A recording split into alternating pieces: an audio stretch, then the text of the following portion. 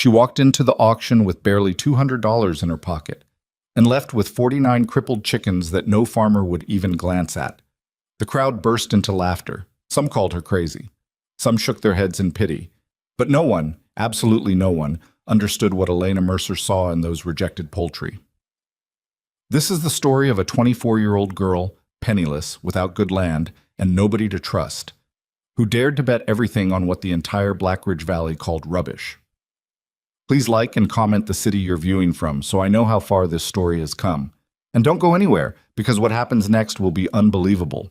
The drive into Black Ridge Valley took Elena Mercer past 3 miles of fence line that nobody had mended in years. The posts leaned at angles that suggested slow surrender rather than sudden damage, the wire between them sagging in long rust-colored loops, and the pasture on the other side had gone to something between grass and scrub, the kind of land that happens when a person stops making decisions about it. She recognized the feeling. She had her grandfather's directions written on the back of a gas station receipt, though she hadn't needed them after the first turnoff. Memory worked differently than she expected, not in words or pictures, but in the body. The way her hands knew to turn before the road marker appeared, the way her chest tightened at the smell of juniper coming through the cracked window. She had spent summers here as a child. She had not been back since the summer she turned 13, which was the summer her parents' marriage finally finished what it had been doing for years, and everyone scattered. Her grandfather, Edgar Mercer, had died in February. He left her the homestead because there was nobody else to leave it to, and also because, she suspected, he knew she was the only one who might actually use it. The lawyer who called her in Portland had been careful with his language. The property has potential, he said, which she understood meant the property is a mess. He also said the land itself is sound, which she understood meant everything built on it is not.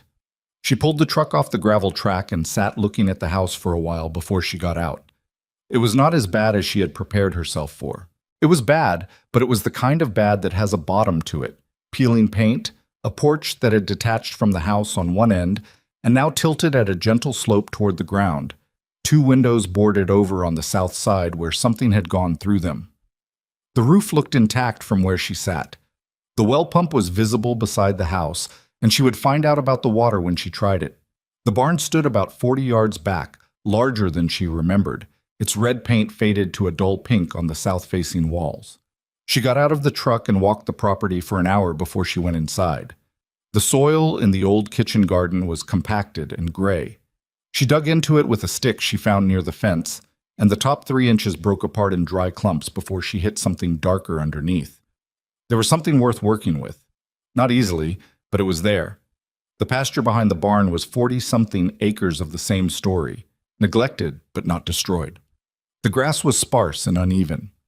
In the low corner near the creek bed, the ground was boggy and soft, even in the dry season, which meant the water table was close. She walked the fence line on the east side and found 4 breaks where deer or something larger had pushed through. She cataloged all of it without letting herself feel too much about any of it, because if she stopped and felt it, she would have to reckon with the full weight of what she had done. Driven 12 hours from Portland with $940, a truck that burned oil, and no plan that extended past the next 30 days. Inside, the house smelled like closed rooms and old wood and something that had died under the floorboards some months ago and completed the process. She opened every window that would open. She swept. She found the water shut off, turned it on slowly, went to the kitchen sink, and waited. The pipes groaned for a long time, and then brown water came out and she let it run until it ran clear, which took about 8 minutes. She considered that a reasonable outcome. She slept that first night on a sleeping pad on the kitchen floor because the bedroom upstairs had a ceiling that showed daylight in 2 places, and she wanted to know what the night sounds were before she committed to a room she couldn't exit quickly. She lay there listening to the valley settle, the creek noise, a screech owl working somewhere to the east, the irregular ping of the farmhouse cooling, and she made a list in her head of everything she needed and everything she had, and the distance between those 2 things. The distance was considerable. She had found out about the livestock auction in Black Ridge through a notice stapled to the board outside the post office in town, which she had driven through on her way in. Monthly auction. Livestock, equipment, miscellaneous. First Saturday. Fairgrounds East Lot. This was a Thursday. She had 2 days. She spent those 2 days doing what she could with what she had. She patched 2 of the fence breaks with wires she found coiled in the barn, which still held a surprising amount of usable material. Old tools hung on the wall pegs, a hand pump sprayer, 3 wooden crates, 2 rolls of chicken wire she hadn't expected to find. Her grandfather had been a man who kept things. She fixed the porch where it had pulled free, driving new screws into the existing frame where the wood was still sound, sistering in a new post where it wasn't. She cleared the kitchen garden of dead material and turned the top layer of soil by hand with a spade that was heavier than she remembered spades being. Her shoulders hurt by the end of the first day, and by the end of the second she had stopped noticing. She was calculating constantly. She had seed money. What was left after the drive down, after the gas, after the one motel night in Reading when she'd been too tired to push further. She had enough to buy animals or buy feed, but not to do both at a meaningful scale, not for long. She needed something that could live on what the land already offered. She needed something hardy and low maintenance and fast turning. Chickens were the obvious answer. She knew enough about them from childhood summers to not be afraid of them, which was a low bar, but it was hers. She drove to the auction on Saturday morning with $160 she had set aside from her remaining funds, and the understanding that she needed to spend it well. The Black Ridge Fairgrounds East Lot on auction morning was the kind of place that smelled like animals and diesel, and the particular combination of boredom and anxiety that comes from a crowd of people all trying to appear calmer than they feel. Elena arrived early enough to walk the pens before the bidding started. The regular livestock, the healthy stock, was penned in the main rows nearest the auctioneer's platform. Young beef cattle with good weight on them, a pair of draft horses that drew a small crowd of admirers, hogs in reasonable condition, sheep, all of it priced for established operations, none of it within her range. The chickens were in the back. There were several lots of standard laying hens near the front of the poultry section. Rhode Island Reds, Barred Rocks, a few Australorps, all healthy-looking, all bidding at prices she couldn't match. She stood at the fence and watched a lot of 24 hens go for $90 and felt the number settle in her chest like a stone. At that rate, she could afford maybe 3 or 4 birds, which was not a flock, which was not the start of anything. She moved down the line. The back pens held the remainder lots, so animals that didn't fit the main categories, animals that had been passed over in previous auctions, animals that were there because there was nowhere else to put them. She found the chicken remainder lot at the very end of the east row, tucked against the fence line in the shade of a large cottonwood. 49 birds. She stood at the rail and looked at them for a long time. They were a mess. There was no other word for it that would be accurate and kind at the same time. A Rhode Island Red with a permanently kinked neck that made her look like she was always checking something to her left. A Barred Rock with one eye clouded white, navigating the pen with confidence despite the limited vision. Several birds with partial feather loss, not from mites or disease, she could see that much, but from old injuries that had healed badly and left patches of bare skin that had toughened to a dark gray. A large buff-colored bird, some kind of Orpington cross, that walked with a pronounced hitch in her gait, left leg shorter than the right from a break that had mended crooked. Smaller hens that had clearly been at the bottom of every pecking order they'd ever been part of. And yet, they were moving. Every one of them. Not huddled in the corners the way sick birds did, not lethargic, not standing with that particular heaviness that meant a bird was shutting down. The one-eyed Barred Rock was working a crack in the wood panel with focused attention. The buff Orpington cross was eating, actually eating, with appetite, from a scattering of grain near the water pan. The kinked-neck Rhode Island Red was navigating the pen with a kind of angular efficiency, her head tilted but her feet certain. They weren't healthy in the way the front-row birds were healthy, but they were alive in a different, harder way. They had stayed alive through whatever had happened to each of them, and that meant something. Elena was still standing at the fence when a man came up beside her. Mid-50s, sun-weathered, a green cap with a feed company logo. He looked at the pen and then at her. "You're not thinking about that lot," he said. It wasn't a question. "I'm looking at it." He made a sound that wasn't quite a laugh. "Those birds are junk. That one there," he pointed at the kinked-neck Rhode Island Red. "She can't even look straight. Half of them have got some kind of defect. The barred rock's half blind. I can see that. Then you know they're not worth bidding on. He was already moving on. You'd be throwing your money away. She didn't answer him. She kept looking at the pen. The bidding on the remainder lot started at $30 for the whole 49 birds, and there were no takers at $30. The auctioneer dropped to $25. One man near the back raised his hand, then dropped it when someone beside him said something she couldn't hear. The auctioneer dropped to $20. $20 for 49 birds, ladies and gentlemen. Someone's got to have a use for this lot. Elena raised her hand. Nobody else raised theirs. Sold $20. She paid at the window. The woman there counted out a receipt without looking up and told her to have the birds loaded by 2 o'clock. Elena went to move her truck. It was not the purchase that drew the attention. It was what happened after, when the man with the green cap saw her leading the loading crew toward the back pens and understood which lot she'd bought. He said something to the men beside him. One of them laughed. Then a few more people turned, and the ripple of it moved through the crowd the way things did in small towns where everybody knew everybody, and a stranger doing something inexplicable was its own form of entertainment. She heard it clearly. Not all of it, but enough. Must not know the first thing about chickens. Threw away her money on 49 broken birds. What does she think she's going to do with that lot? She loaded the birds without hurrying. The auction workers helped without much enthusiasm, and she thanked each of them by name when she learned their names, which made them look at her a little differently. Not warmly, but with something more like puzzlement. She drove out of the east lot with 49 birds in crates in the truck bed and the sound of laughter still hanging somewhere behind her. She did not turn back to look at it. The first week was the hardest, not because of the birds, but because of everything else that had to happen at the same time as the birds. She got the coop section of the barn cleaned out in 2 days of sustained effort. The old laying boxes were still there, 12 of them built into the east wall, and the wood was sound. She replaced the wire on the run and reinforced the bottom against anything that dug. She found a watering system. 2 old gravity-fed waterers she cleaned and bleached and set up with fresh line. She set the birds loose into the run on the evening of day 2 and stood at the fence watching them work the new space. The kinked-neck Rhode Island Red, who Elena had started thinking of as Lefty because it seemed accurate and she needed something to call her, immediately began investigating the perimeter fence. Not frantically, methodically, working each section before moving on.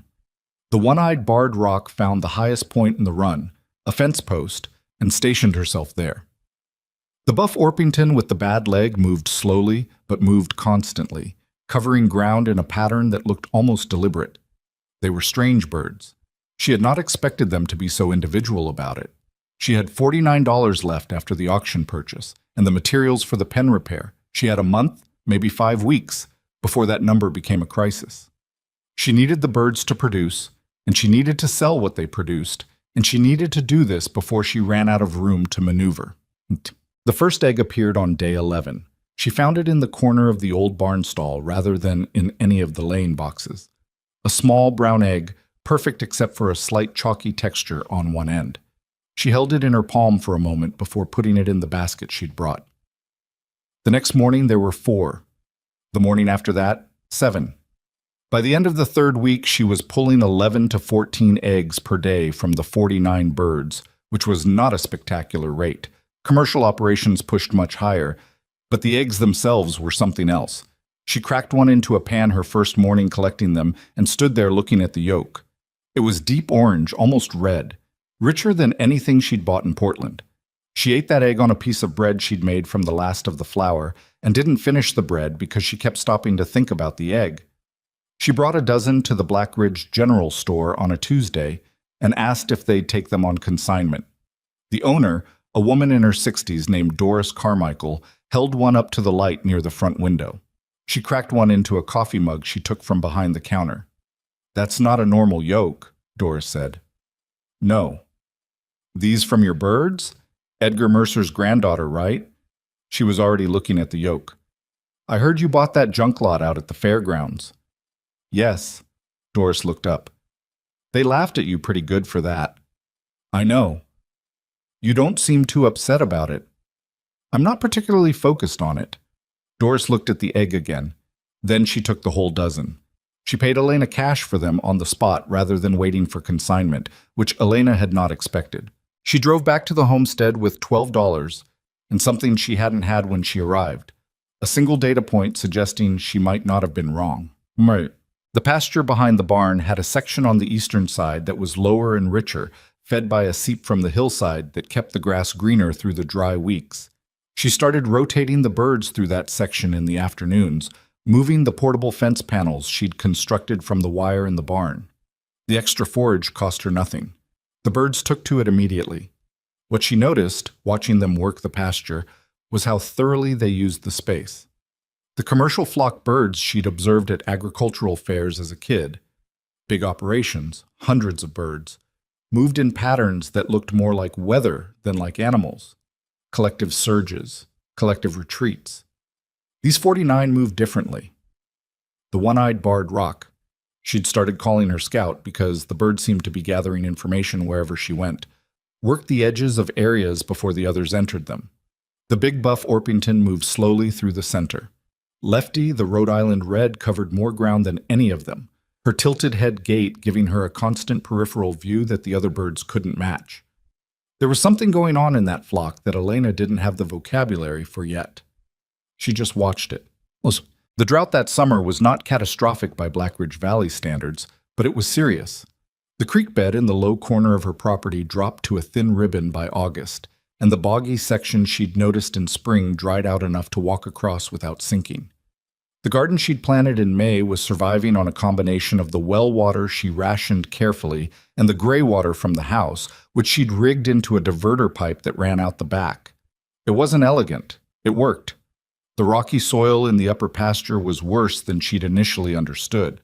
The section above the barn, where she'd hoped to expand the garden, turned out to be mostly hardpan under 4 inches of topsoil. She broke a spade handle finding this out.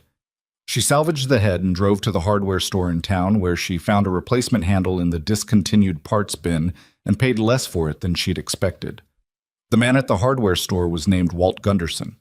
He was the type of man who communicated mostly through pauses and single-word responses, but he saw the spade head and, without being asked, went in the back and came out with an old bar blade, a different tool, and explained in about 40 words that it would do what she'd been trying to do with the spade and do it without breaking.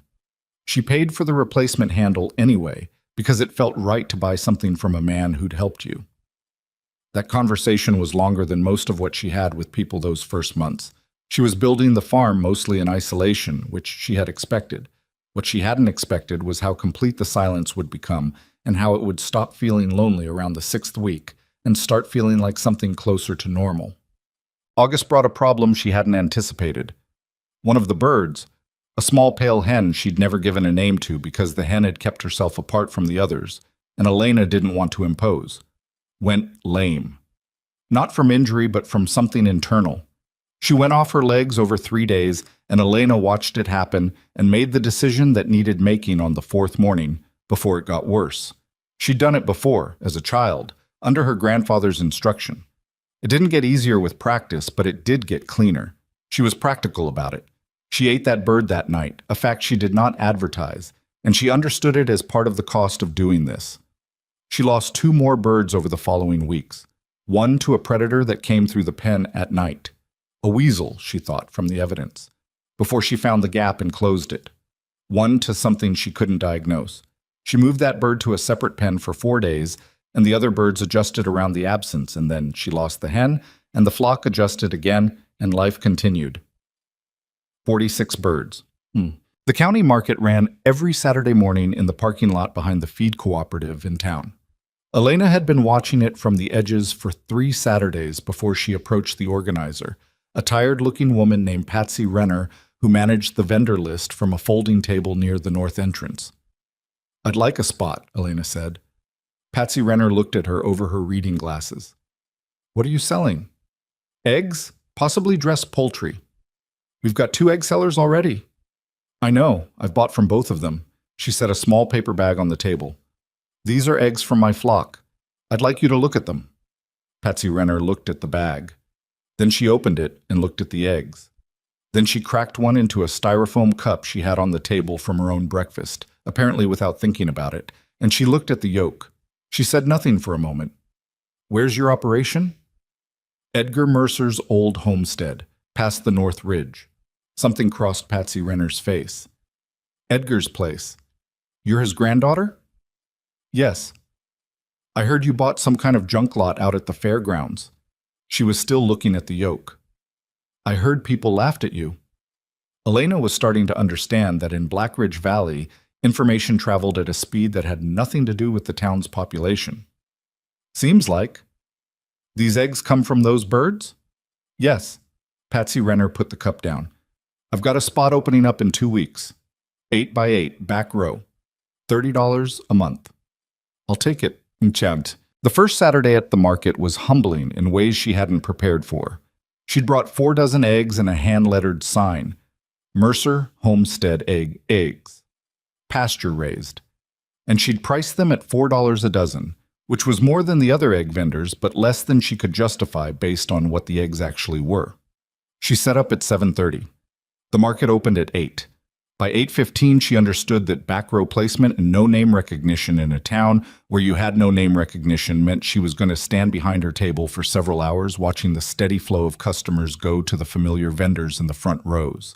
She sold 6 eggs in the first hour. One woman bought them out of what seemed like mild curiosity and then said nothing else to her. Elena stood behind the table and watched the market work and tried to learn it. Around 9:30, the woman who'd bought the 6 eggs came back. She was with another woman.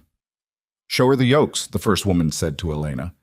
Elena cracked an egg into the small bowl she'd brought for exactly this kind of moment. The second woman leaned in and looked and said nothing for a second. "How much for 2 dozen?" She sold out before noon. The following Saturday, she brought 6 dozen and sold out by 10. The Saturday after that, she brought 9 dozen, and a woman ahead of her in the customer flow had told her friend the night before, and they arrived at 8:02 and bought 3 dozen between them before the market was properly open. She was not making money. Not yet. The prices she needed to charge to make the margin she needed were higher than she was charging. But she was finding the thing she needed to find, which was the edge of something. A proof that the birds no one wanted were making something no one else had. The conversation she had with Ray Colton happened in the 3rd week of September, and she thought about it for a long time afterward. Ray Colton farmed about 300 acres east of her property. Cattle, mostly, some alfalfa. He was in his late 40s, a big man who moved carefully the way men with bad backs do. She'd seen him at the market twice, and he'd looked at her table each time without stopping. The 3rd time he stopped. He was looking at the sign more than the eggs. Mercer Homestead. "That's right? You Edgar's granddaughter?" She was beginning to wonder if that was ever going to stop being the introduction. "Yes." "I heard about your birds," he said. "That remainder lot from the fairgrounds. People keep mentioning it." He nodded slowly. "Those eggs." He gestured. "You mind?" She handed him an egg. He turned it in his fingers, looking at the shell color, the texture. "I've got birds," he said. "Not like yours. Standard operation." He handed the egg back. "My eggs don't look like that. What your birds eat makes a difference. Mine are on pellets. Mine are on pasture. Whatever they can find, supplemented. It changes the yolk." He looked at the table for a moment. Then he said, "People in town think you made a mistake. Buying those birds." "I know." "They're not shy about saying it." "No?" "You don't seem to care much." She thought about how to answer that. "I care," she said.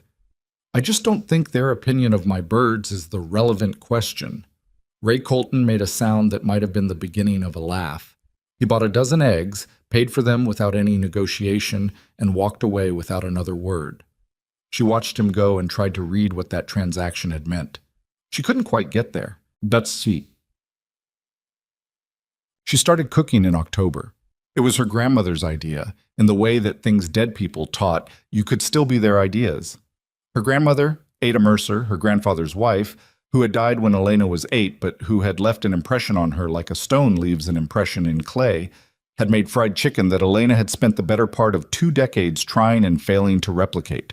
She had the recipe, written in her grandmother's compressed handwriting on a card she'd found in the farmhouse kitchen drawer. She had the chickens. She had been rotating birds through what she thought of as the finished cycle. Older birds who had stopped or slowed laying, or birds who had laid heavily for their season and were winding down. Rather than selling them live at auction, which would have brought almost nothing, she started dressing them herself. The meat was different from what she'd expected, different from grocery store chicken, darker, more fibrous, with a depth of flavor that was unmistakable when you knew what you were tasting. She brined them the way the recipe card instructed. She made the coating the way the card instructed, a combination she did not intend to share with anyone. And she fried them in cast iron in the oil she rendered from the birds themselves, which was not in the card but which her grandmother had done, and which Elena remembered watching. She brought 6 pieces to the market on a Saturday morning in mid-October.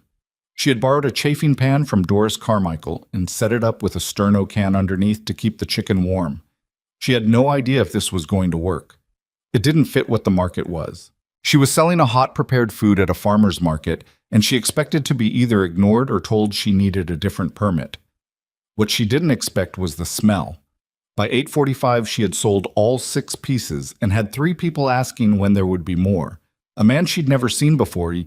He was not from Blackridge, she could tell, too clean a truck and unfamiliar to the market regulars. Bought a piece, ate it standing at her table, and stood there for a moment after he'd finished the way people do when they're trying to figure out what they just experienced. "What farm is this?" he said. "Mercer Homestead, North Ridge." He took a card that she'd printed at the library in town, her name and a phone number. He said he might be in touch. She did not know what that meant and did not want to hope too specifically that it meant anything at all. She drove home with an empty chafing pan and $48 in her pocket, and the beginning of something that wasn't yet stable enough to count on, but that was real in a way the eggs alone had not quite been. The birds she'd bought for $20 at a public auction, the broken ones, the scarred ones, the ones with the kinked necks and the cloudy eyes and the legs that didn't heal straight, were becoming something nobody had planned for. She sat in the truck in the barn doorway for a while before she got out. The flock was in the east run, moving in the afternoon light the way they did, working the ground the way they did. Lefty moved along the far fence, with her head tilted and her feet certain. Scout sat high on her post and turned her good eye toward the truck. Elena sat there watching them until the light started to go. The last thing she did before bed that night was take out a sheet of paper and do her numbers. Not the hopeful numbers. The real ones. She had 46 birds. She was collecting 12 to 15 eggs per day. She was selling them at $4 a dozen. She needed to raise that price. She knew it. She was afraid to do it. She had sold fried chicken for the first time and cleared nearly $50 in 40 minutes. She had no idea yet if that was repeatable or if it was a novelty that would exhaust itself in 2 more Saturdays. The homestead had a mortgage-free title, which was the only reason any of this was possible. No rent, no land payment, just the cost of existing on the land and making it produce. She wrote down everything she'd spent and everything she'd taken in since she arrived. The numbers were still negative. She was still running at a deficit. She had approximately 6 weeks before the deficit became a wall. She looked at the numbers for a long time. Then she wrote at the bottom of the page, in her own handwriting, a single question. What do I need this to become? She sat with it. Then she wrote the answer below it. More than it is right now, but less than I thought. She folded the paper in half and put it in the kitchen drawer where she kept important documents. She washed her face at the kitchen sink. She went to bed. Outside, in the east run, the flock settled into their nighttime patterns. Scout came down from her post and found a spot near the laying boxes. Lefty tucked herself at the end of the roost closest to the barn wall, where she discovered she slept best. The big buff Orpington, who Elena had eventually given the private name of Margaret, settled in the middle of the cluster with her bad leg folded under her. 46 birds that nobody had wanted, sleeping in a barn that hadn't held animals in years, on a farm that everyone agreed was a bad idea. The price increase she'd been afraid to make happened on a Tuesday, because Tuesday was the day she did her numbers, and the numbers told her she had no more room to be afraid of it. She reprinted the small card she kept on the market table. Mercer, Homestead eggs, pasture raised acidit, $6 per dozen. and she stacked them neatly and told herself that anyone who wouldn't pay $6 for what she was selling wasn't the customer she needed anyway. She believed this approximately 60% of the time. The first Saturday with the new price, a woman picked up the card and set it back down without buying anything. A man asked if she'd consider $5.50. She said no politely, and he left. 2 other people bought without comment. By the end of the morning, she had sold fewer dozens than the previous week, but taken in more money, and she drove home doing the arithmetic in her head, adjusting, recalculating, not allowing herself to call it a success until she'd run it out 2 more Saturdays and had something that resembled a pattern. The fried chicken was the variable she couldn't yet predict. Some Saturdays she brought 8 pieces and sold them in 40 minutes. Some Saturdays she brought 12 and had 3 left at noon. She hadn't found the ceiling yet, hadn't found the floor. What she knew was that the people who bought it once almost always came back, and that a handful of them had started arriving early specifically for it, which changed the geometry of her table. People waiting near her before the market fully opened drew other people's attention in a way that a quiet table did not. Doris Carmichael mentioned it one afternoon when Elena stopped at the general store for supplies. "People are talking about your chicken," Doris said, without looking up from the invoice she was working through. Heard 2 women discussing it at the post office. Discussing it how? Doris looked up. The good way. Elena absorbed this. Good. You should charge more for it. I'm already at $8 apiece. Doris raised her eyebrows. And people are paying it? Without hesitation, Doris went back to her invoice. Charge 10. Elena did not charge 10. Not yet. But she filed it away. November came in cold and dry, and the pasture on the eastern side went dormant earlier than she'd hoped. She had been supplementing the flock's forage with grain through October, buying 50-pound sacks from the feed cooperative in town, and doing the math on every bag, cost per pound, nutritional content, what the birds needed versus what the pasture was still providing. When the eastern section stopped giving them anything useful, the grain bill went up. She adjusted the rotation, moving birds to the lower section near the seep, where even in dry cold the ground held enough moisture to keep something growing underneath the surface. The feed cooperative was owned by a man named Dale Hurst. He was not an unfriendly man, but he was a busy one, and he ran his business with an efficiency that didn't leave much room for conversation. She bought from him twice a month. He filled her order, she paid. They exchanged maybe 12 words total. This was fine. She didn't need conversation from the feed store. She needed correct orders and fair pricing. The third time she came in November, there was a different man behind the counter, younger, early 30s, who introduced himself as Dale's nephew Corey and explained that Dale was out with a bad knee. Corey was talkative in the way people are when they're slightly nervous about doing someone else's job. "You're the one with Edgar Mercer's place," Corey said, loading the grain sacks onto a cart. "Yes.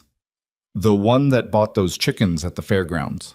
He said it without malice, just placing her in the map of local knowledge he'd apparently been given. "My uncle mentioned you, said you've been coming in regular. Every 2 weeks." Corey pushed the cart toward the door.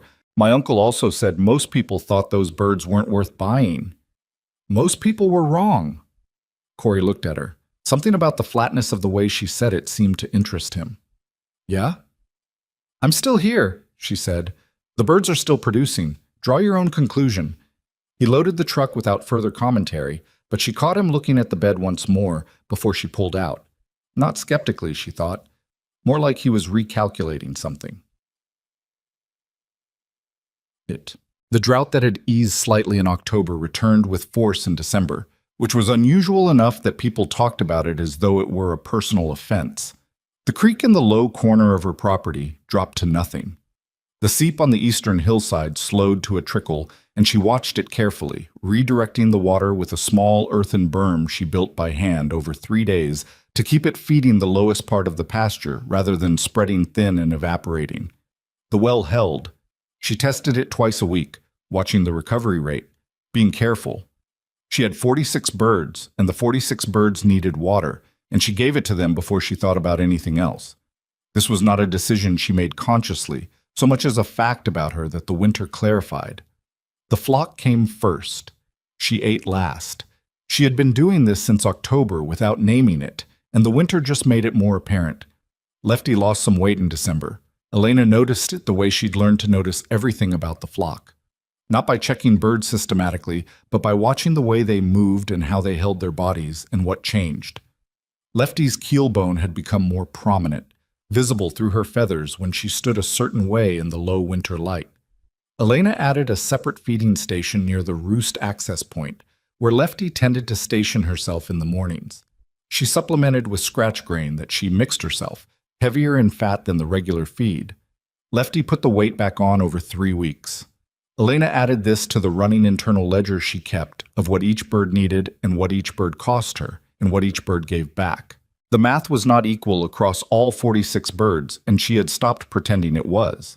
Some of them were better layers than others. Some produced only occasionally. What she had resisted through autumn and into winter was the logic that said the low producers weren't worth keeping. She didn't have a clean argument against that logic. She just hadn't acted on it. January was when the first real criticism arrived, in a form she had to deal with directly. She was at the market on a Saturday morning, second week of the new year, and a man she vaguely recognized. She'd seen him at the feed cooperative, she thought, one of the regulars who gathered near the counter, came to her table and stood there in a way that was not the stance of a man considering a purchase. He was in his late 50s, heavy in the shoulders, and he introduced himself as Frank Teague. He farmed on the south side of the valley, he said. He'd had chickens for 20 years. I heard about your operation, he said. A lot of people have. You're selling eggs from that junk lot you bought at the fairgrounds.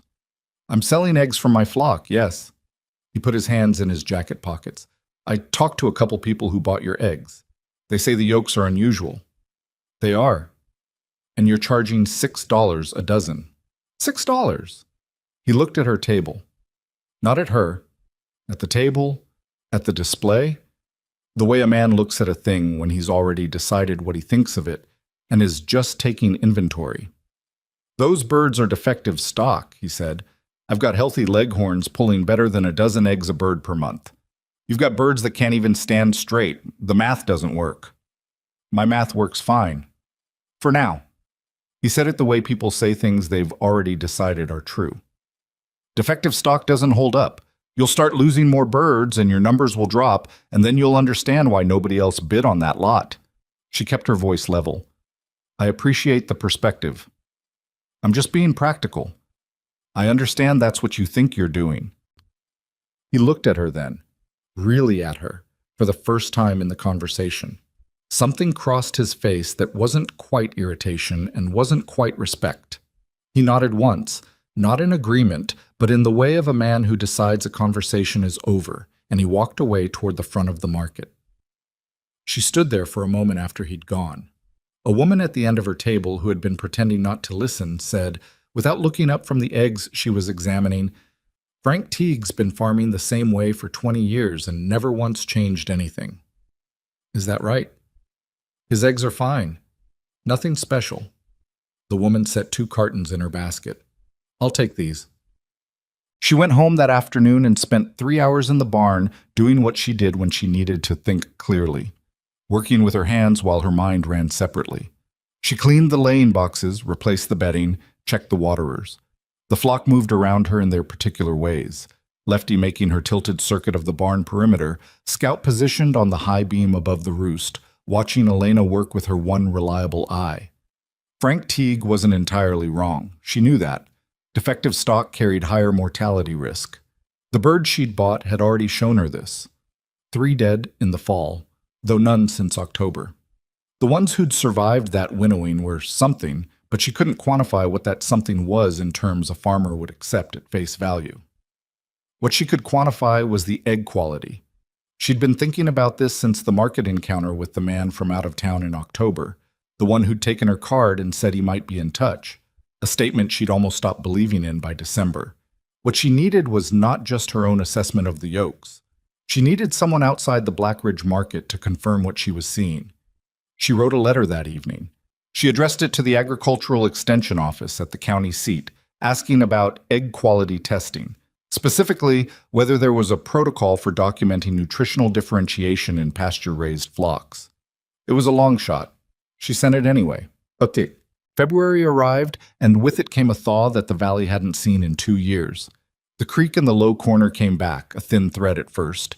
Then something you could hear from the barn if the wind was right. The seep on the east hillside opened up, and she redirected her small berm to spread the water more evenly across the lower section. She watched the grass respond, not immediately, not dramatically, but within 2 weeks there was green at the base of the dormant stalks. That meant root systems coming back to life. She expanded the rotation into the lower section and watched the flock respond to the new forage with something that looked, in her admittedly anthropomorphic reading of it, like enthusiasm. Lefty covered the whole section in her first morning there. Scout found a new high point on a fence post near the east corner. Margaret, the buff Orpington, worked the ground with the same slow, deliberate thoroughness she brought to everything. The eggs that February were the richest she'd produced. The yolks went from deep orange to something close to brick red, and the flavor, she ate one every morning, her private calibration, had a depth that was difficult to describe without sounding like she was overselling it. She was not overselling it. She ate the egg and sat at the kitchen table and thought about it objectively, and the word that kept coming to her was more. More than the October eggs, more than anything she could buy in town. She raised the price to $7. Nobody at the market complained. Mom. It was Doris Carmichael who first suggested the county fair market in March. There's a spring market at the fairgrounds, Doris said, one afternoon when Elena came in for supplies. Bigger than the Saturday market. People come from 3 counties. When? Last weekend in March, 2 days. Doris was stocking shelves and talking over her shoulder. You'd need to apply. Patsy Renner handles that too. Same Patsy as the Saturday market? She runs everything. Doris turned. You should do it. Your chicken especially. People from outside the valley don't know what you're doing yet. Elena thought about capacity. She had 46 birds, of which roughly a third were in active lay at any given time. She could bring eggs, but the fried chicken was the limited resource. She could only dress and cook so many birds before a market, and she wasn't willing to sacrifice layers to increase supply. The birds she cooked were the finished ones. The older ones. The ones who had done what they were going to do. I'd need to increase volume, she said. Then increase it. That means more birds. Doris looked at her steadily. So get more birds. The February auction was the first time she'd been back to the fairgrounds since the previous summer. The lot was smaller, a winter auction, fewer people. She walked straight to the back pens without looking at the front rows. There were 31 birds in the back lot. Remainder stock, same designation as her original purchase. Birds that hadn't sold, birds with visible issues, birds too old or too damaged for anyone to see value in. She stood at the fence for a long time, going through the same assessment she'd done the previous summer. Not looking for perfect, looking for alive in the right way. She bought 23 of them for $38. The man who'd been standing nearby when she'd bought her first lot the previous summer, the one with the green cap, was there again. He saw her at the back pens and came over. He looked at what she was buying, and he didn't laugh this time, but the expression on his face was not far from it. Same thing again, he said. Same thing. You actually sold eggs from that first lot? I'm still selling them. He scratched the back of his neck under the cap. People buy them? People line up for them. He was quiet for a moment. She could see him working something out. The fried chicken too? I heard something about that. Yes. Another pause. Huh, he said. Then he walked back toward the front of the lot, and she watched him go and then went back to watching the birds she'd just bought. She loaded them herself, same as before. She drove home with 69 birds in crates in the truck bed, and the sense, for the first time since she'd arrived in Blackridge, that she was not managing a deficit, but building toward something. It was a fragile sense. She did not let herself lean on it too hard. Bukan atas. The new birds integrated into the flock over 3 weeks, which was about a week longer than she'd expected and involved more conflict than she'd hoped for. The established flock, led in whatever loose way a flock is led, by Scout and secondarily by Margaret, did not welcome the new arrivals quietly. There was a period of adjustment that involved a lot of chasing and several minor injuries she treated with zinc ointment and isolation pens. She lost one of the new birds in the third week to a wound that got infected before she caught it. 68 birds. She learned from each death. She had stopped flinching from that fact. By April, the new birds were part of the flock in a way that felt permanent, and her daily egg count had climbed from the 14 to 18 range she'd been seeing through winter to 22, 23 some mornings. She was now producing more than the Saturday market could absorb, which was the problem she'd been working toward having.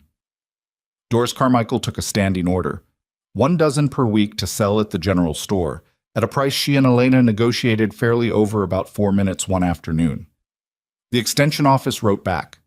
Their letter was brief and professional and said that they could not conduct nutritional testing without a formal research framework, but that they were aware of growing interest in pasture-raised poultry nutrition, and they attached a pamphlet. The pamphlet was not useful, but at the bottom of the letter, someone had written by hand, "Your description of the yolk coloration is consistent with elevated carotenoid intake from varied forage. Worth documenting. No name, just the handwriting." She put the letter in the drawer with her numbers sheet. The spring fair market in March was the thing that broke the ceiling. She arrived before sunrise on the first morning to set up.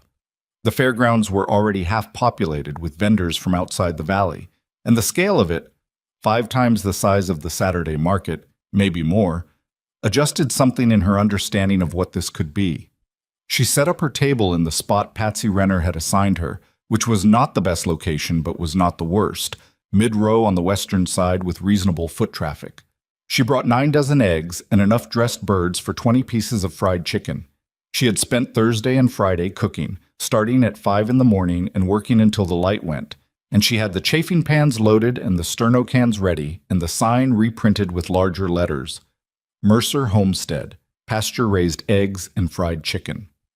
The smell did the same thing it had done in October at the Saturday market, only more so because the fair market crowd was larger and less certain about where it was going, and therefore more susceptible to interruption by something that pulled at them.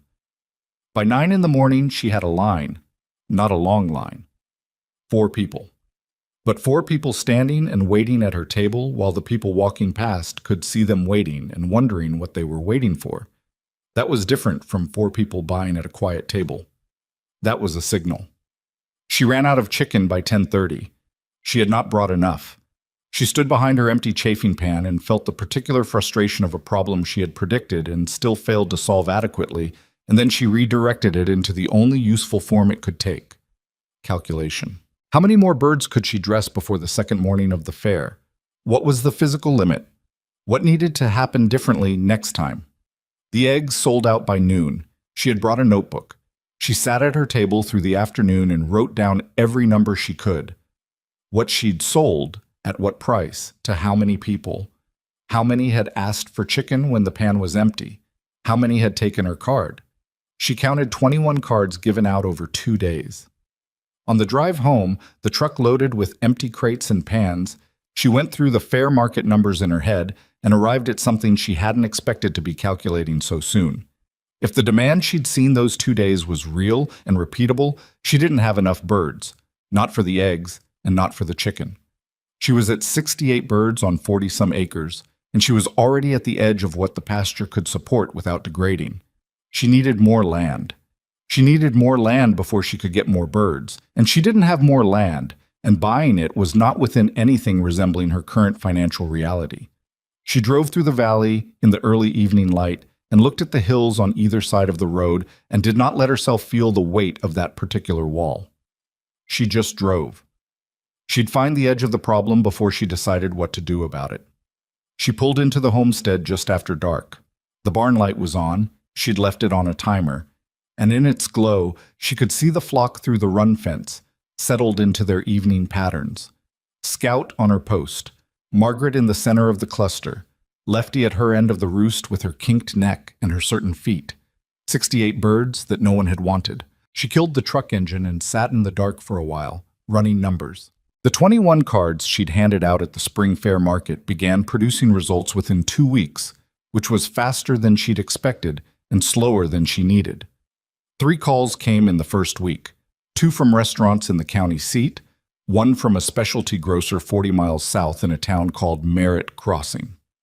She wrote down every name, every order size they were asking about, every delivery question she couldn't yet answer, and she told each of them honestly that she was working on capacity and would call back within the month with numbers she could stand behind.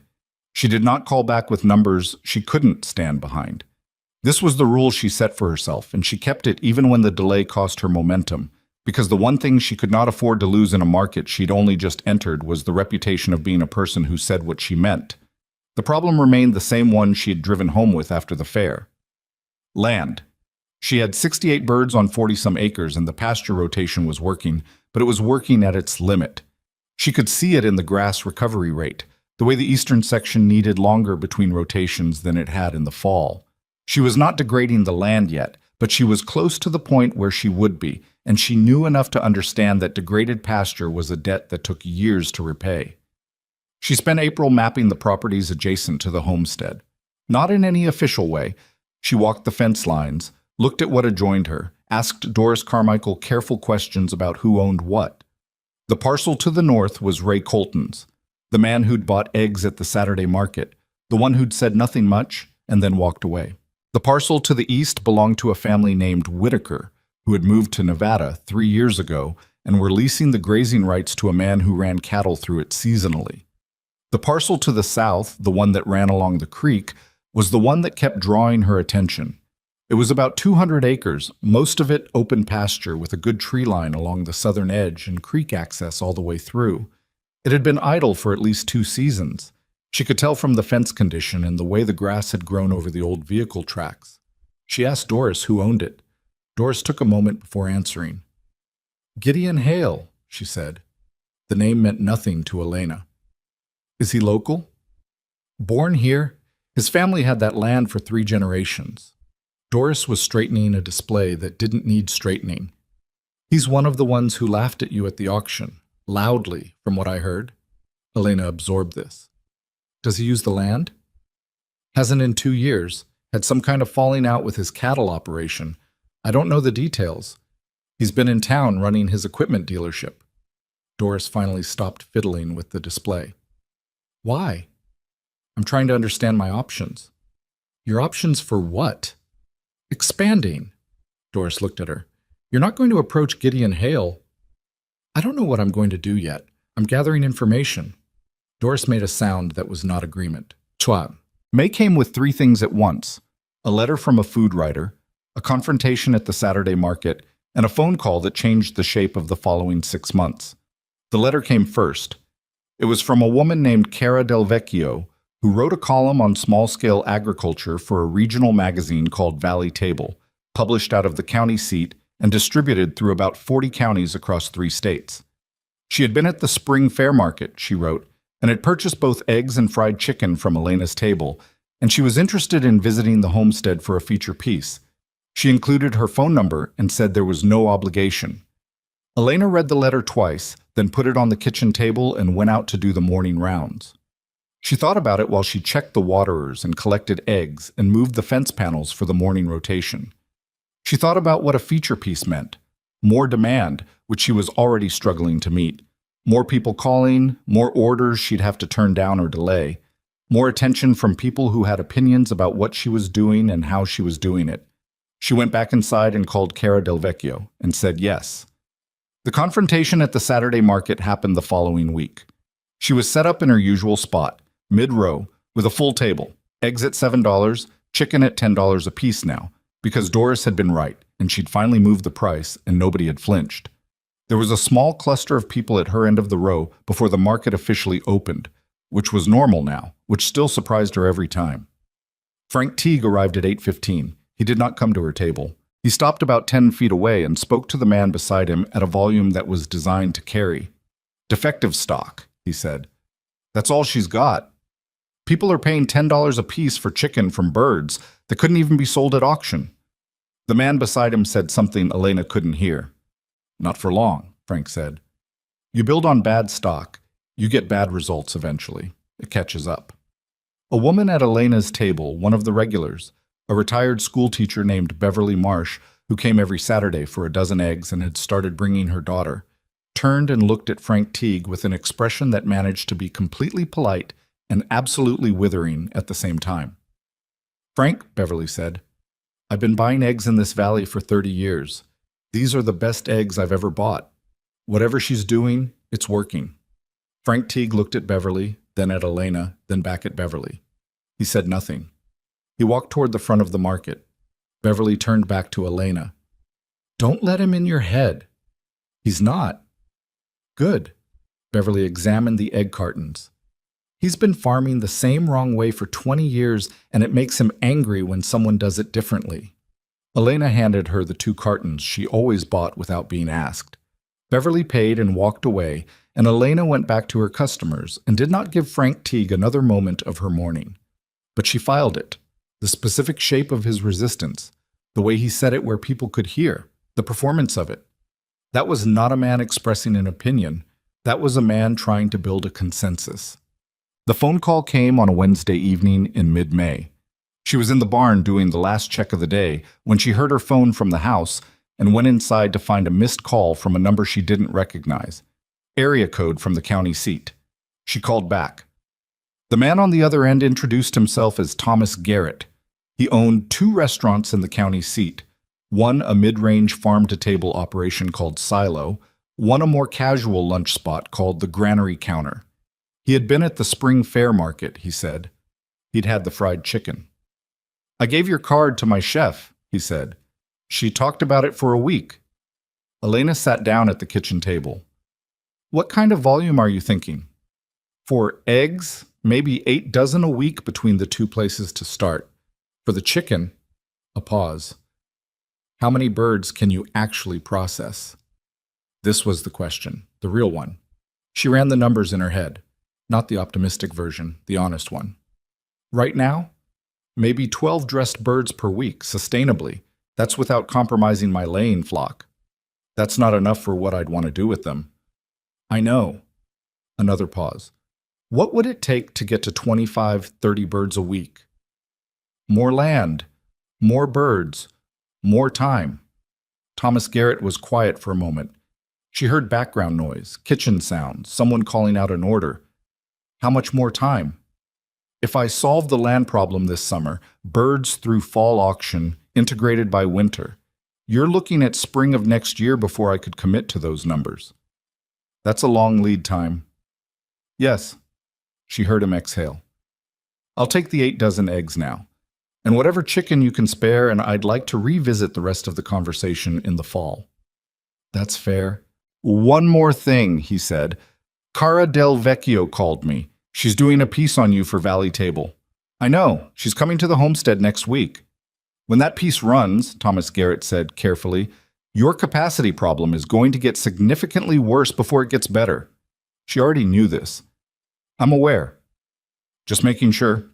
He didn't sound unkind, just like a man who'd been in food service long enough to have seen what publicity did to small operations that weren't ready for it. I'll send over the paperwork for the standing egg order. She hung up and sat at the table for a while.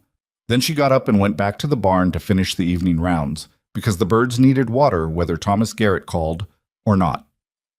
Cara Del Vecchio arrived on a Thursday morning in a car that was cleaner than anything Elena had driven in 2 years. She was in her early 40s, compact and precise, in the way of someone who had learned to move efficiently through spaces that weren't hers.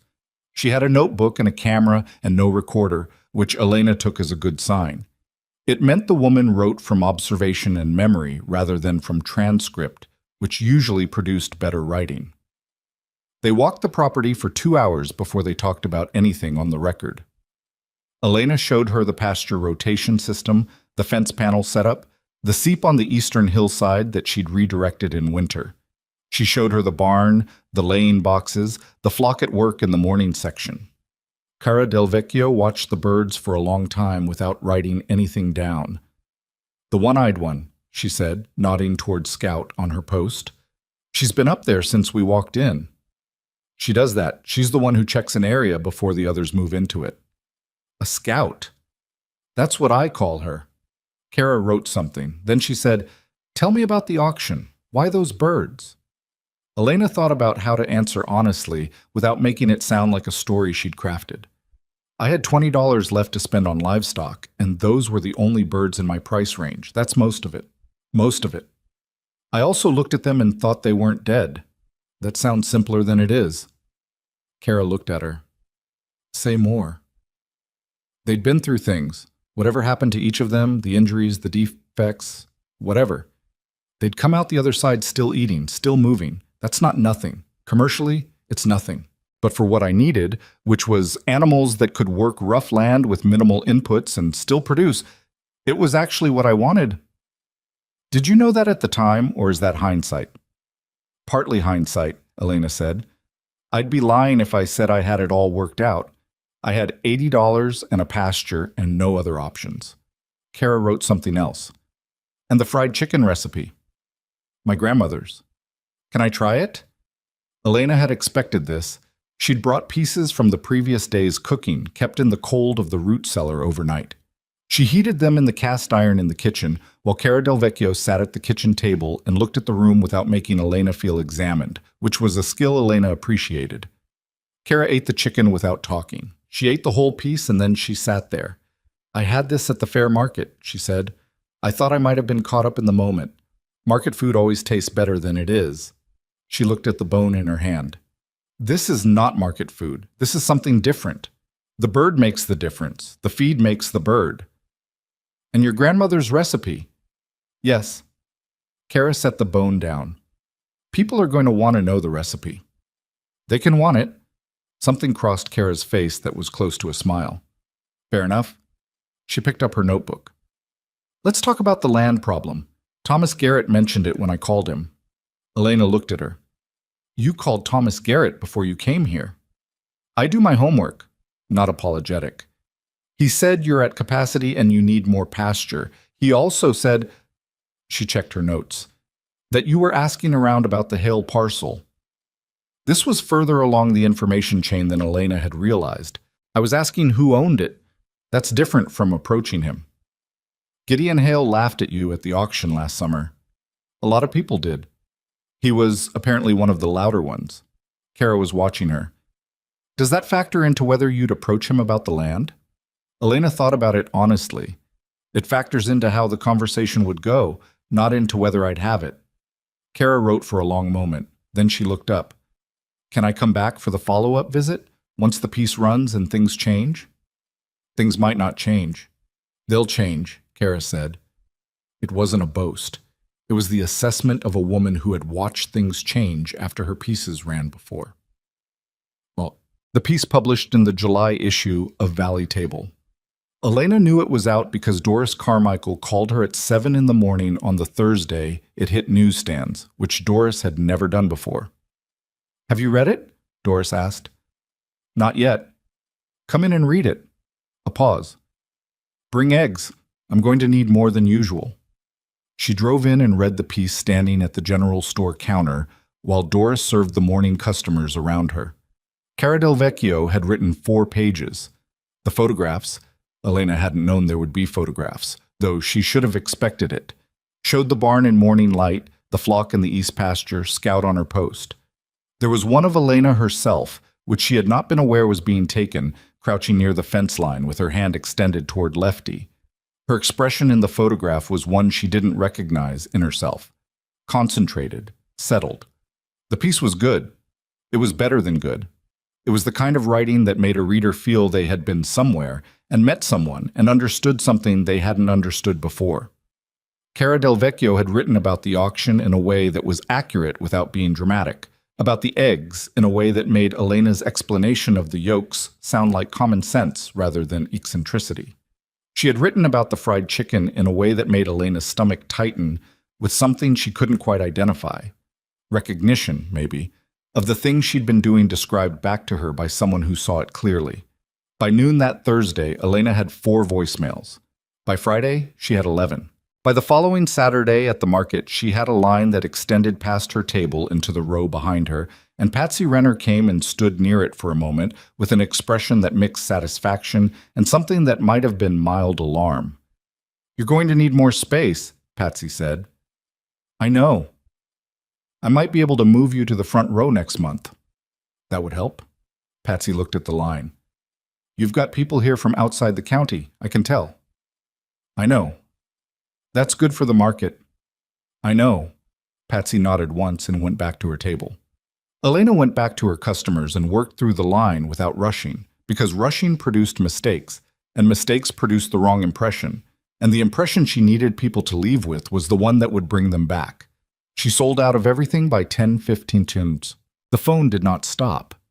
She answered what she could and returned calls in the evenings after the barn work was done, sitting at the kitchen table with her notebook open, writing down every name and number and order request in columns she could track. She was turning people away, not rudely, but honestly, telling them what she could supply and when, and that beyond that she had nothing to offer yet. Several of them said they'd wait. She wrote those names in a separate column. It was in the second week after the piece ran that Frank Teague made his position more formal. She heard about it secondhand through Beverly Marsh, who heard it from someone at the feed cooperative. Frank had been talking to other farmers, the established ones, the ones who'd been in the valley for decades, and his argument had shifted from, "Her birds are defective," to something more pointed. "She's taking market share that belongs here," meaning with the people who'd farmed the valley in the right way for the right number of years.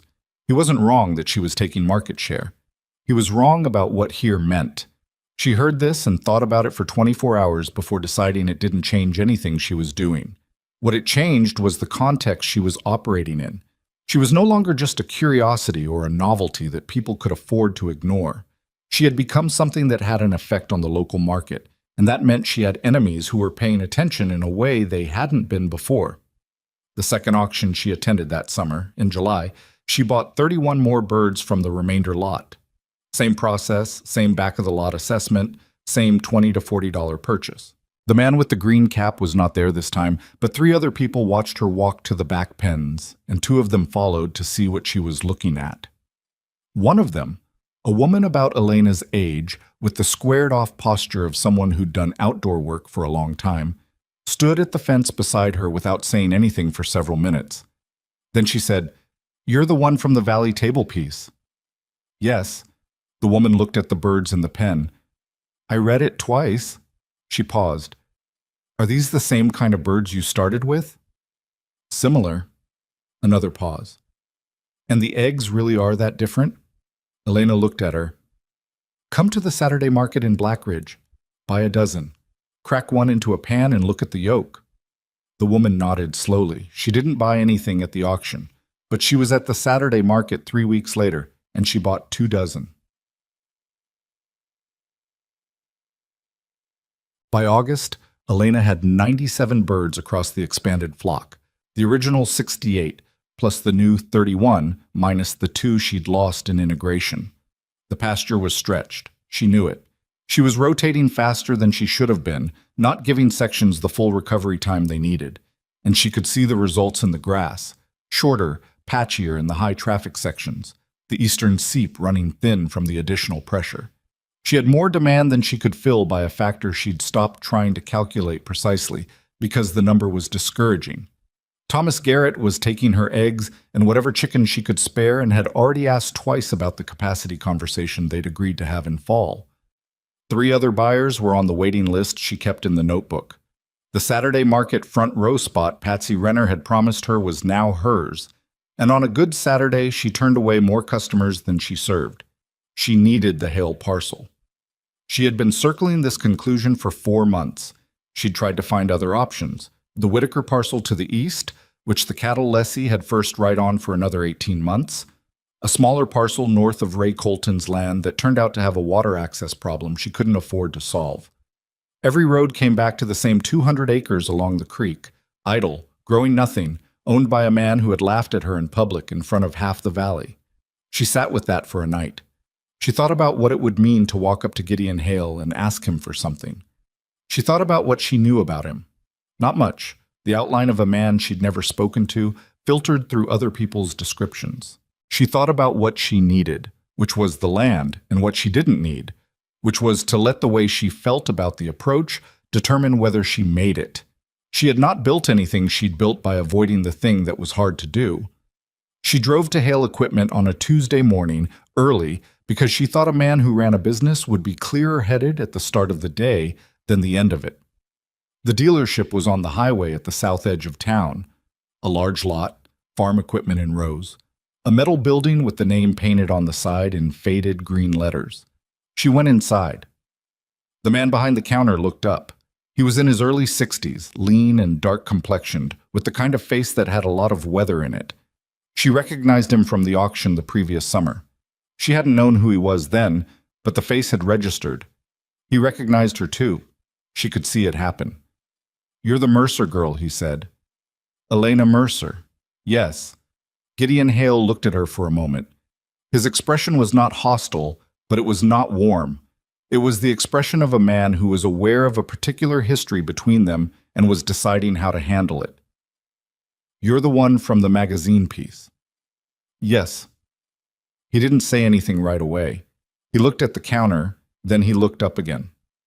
"What can I do for you?" She took a breath. "I'd like to talk to you about the parcel on the South Creek, the 200 acres. Gideon Hale was very still for a moment. "That's not for sale." "I'm not asking to buy it." She kept her voice level, businesslike. "I'd like to discuss a grazing lease. Pasture access for my flock. You'd get income from land that's sitting idle. I'd get the pasture space I need to expand." Silence. She waited. She did not fill the silence. "You know I was at that auction," he said finally. "I know." "You know what I said." "I've heard a version of it." Gideon Hale looked at her with an expression she couldn't fully read, something complicated behind the surface stillness. "And you came here anyway." "The land is what I need. What happened at the auction is a separate question." He looked at her for a long moment. She held his gaze without challenge, just steadily, the way she'd learned to hold a lot of things that year, without flinching and without aggression, just present. He said nothing. She put her card on the counter. "Think about it," she said. "I'll be at the Saturday market if you want to find me." She walked out. She drove back toward the homestead with the windows down and the August heat coming through and her hands relaxed on the wheel. She did not know what he would do. She knew what she'd done, which was the only part that was hers to control. The road back climbed through the North Ridge, and she could see from the high point the southern parcel. 200 acres of idle grass in the late summer light, the creek line marked by the darker green of the cottonwoods along its bank. Good land, going to waste. She drove down the other side of the ridge and went back to work. Gideon Hale did not come to the Saturday market that week. She hadn't expected him to, not really, but she'd been aware of the possibility in the background of everything she did that morning, setting up the table, arranging the egg cartons, heating the chafing pan. Aware in the way you're aware of weather moving in from the west. You don't stop what you're doing. You keep one part of your attention on the horizon. He didn't come the following Saturday either. She put it away. She had learned in the 14 months since she'd arrived in the valley that the things she couldn't control had a way of resolving on their own timeline, regardless of how much attention she gave them, and that the attention itself was often the expensive part. The pasture needed management. The flock needed management. Thomas Garrett needed the standing egg order fulfilled every week without fail, which meant she needed to be running at full capacity every day, which meant she could not afford to spend her mornings watching the market entrance for a man who might not come. What she could do was manage the pasture problem with the land she had. She was already doing this, had been doing it since she recognized the strain in August, tightening the rotation intervals, reducing the flock's time in the highest pressure sections, supplementing more heavily with grain to take load off the grass. It was expensive, the extra grain. It ate into the margins she'd been slowly widening since spring, but degraded pasture was the kind of problem that looked manageable until it wasn't, and she had seen enough of this land in its neglected state to know how fast things could go in the wrong direction. She ran the numbers in September, and the numbers told her she had roughly 4 months before the margin problem became a genuine crisis. 4 months to solve the land or find a different solution she hadn't thought of yet. Ray Colton found her on a Wednesday. She was mending fence on the north side of the property, the section that ran along the property line she shared with his land, and she heard his truck before she saw it. A diesel sound, the particular knock of an older engine.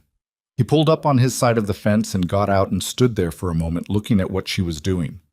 "That post's been leaning since your grandfather's time," he said. "I know. I'm getting to it." He leaned on the fence on his side. He had his hat in his hands, turning the brim slowly. a habit she'd noticed in him before, the way some people needed their hands to do something while their minds worked. I read the piece in Valley Table. Most people did. Cara Del Vecchio writes well. She does. He was quiet for a moment, watching her work. She pulled the wire tight and tied it off and moved to the next section. He moved along his side of the fence to stay even with her. "I've been thinking," he said. She waited. "About what you said at the market. A year ago, when I bought eggs from you." He paused. "You said what they eat makes the difference." "That's right." "I've been watching my operation." He said it slowly, like a man choosing words he'd been preparing. "I've got a section on the east side, about 60 acres, that I've been wresting from cattle for 2 years. Water access, good grass, better than what you're running on, honestly. The rest's been grazed hard and I'm trying to recover it." Elena stopped working. She turned and looked at him across the fence. "What are you saying, Ray?" He looked at his hat, then up at her. "I'm not using that 60 acres this year or next. I could let you run your birds on it. Not a sale, not a formal lease, necessarily. We could work something out that makes sense for both of us." She studied him. Ray Colton was not a man who said things for effect. She'd understood that about him from the first conversation at the market. "Why?" He shrugged, but it wasn't a casual shrug. It was the shrug of a man who had thought about this and was slightly uncomfortable with what his thinking had produced. "Partly because the land isn't doing anything, and I'd rather it was." He paused. "Partly because I've watched what you've been doing this past year, and I think you know what you're doing." "You weren't sure of that at the start." "No," he said. "I wasn't." She appreciated that he didn't dress it up. "I'd need to put temporary fencing in, move panels for rotation." "Fine." "My birds are hard on ground cover at high density. I'd need to manage the rotation carefully." "I'd expect that." She looked at the 60 acres she couldn't see from where she stood, but could picture from her aerial view of the valley. She'd looked at all the adjacent parcels on the county assessor's maps months ago when she was trying to understand her options. East of his main cattle pasture, creek access on the south end, good elevation change for drainage. She had coveted that parcel without ever naming it, because it belonged to someone and she hadn't wanted to covet what wasn't hers to covet. "What do you want in exchange?" she asked. "Eggs," he said. "Standing order. And a fair share of whatever the land produces in terms of your capacity increase. We can talk numbers."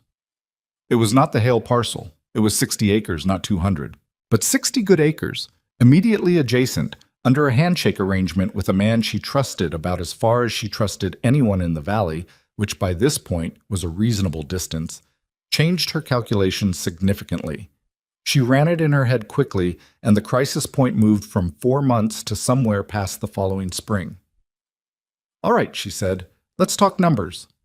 They talked for 40 minutes, standing on opposite sides of the fence in the September afternoon. The terms they arrived at were fair to both of them. She had checked in her head against what she'd have proposed and what she'd have walked away from, and the final arrangement sat solidly between those 2 points. He would not put it in writing unless she wanted him to. She said she'd have a simple agreement drafted, 2 pages, nothing complicated. He said that was fine. He drove away and she stood at the fence for a while after the diesel sound faded. 60 acres. It wasn't everything she needed, it was enough to keep moving. She was at the Saturday market on the last weekend of September when Gideon Hale came. She saw him before he reached her table. Hard not to. He was a tall man, and he moved in the particular way of someone who had decided to do something and was doing it before he had time to change his mind. She finished with the customer in front of her and turned to face him. He had not brought anything with him, no pretense of shopping. He stood in front of her table and looked at the eggs and the chicken and the sign and then at her. "I heard you worked something out with Ray Colton," he said. Word traveled, always.